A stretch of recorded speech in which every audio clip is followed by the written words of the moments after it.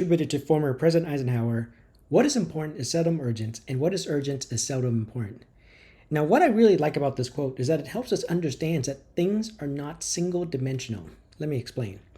Imagine if I ask you, write down the 15 things you have to do. Okay? You write it on a piece of paper.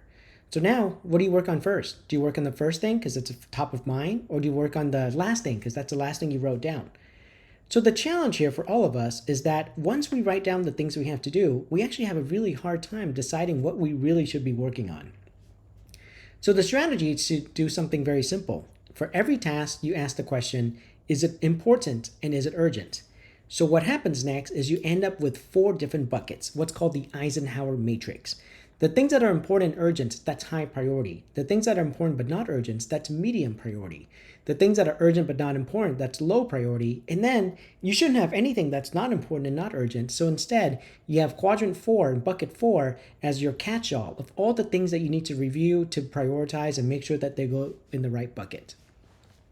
Now, as you can see, instead of having tasks within a list, I now have my tasks within these various categories. So then when I start my day, I know exactly where I should be spending my time, the things in quadrant 1, but then I actually should be spending time planning for the task in quadrant 2.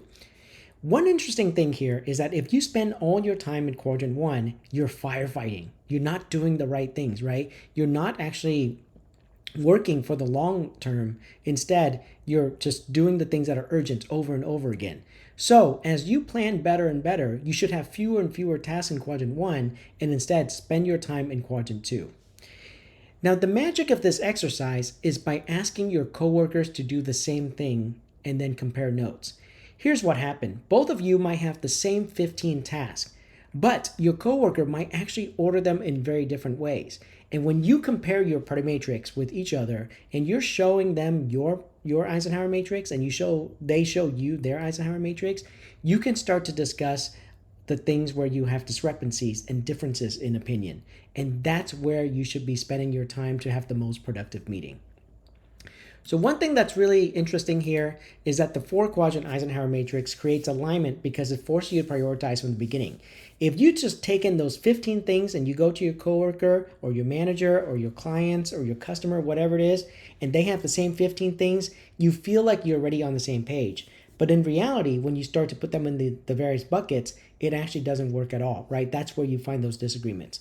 So when you use priority matrix, I strongly encourage you to have meaningful conversations with other people, to make sure that you're truly on the same page and that you actually share your real priorities so then you can have those meaningful discussions.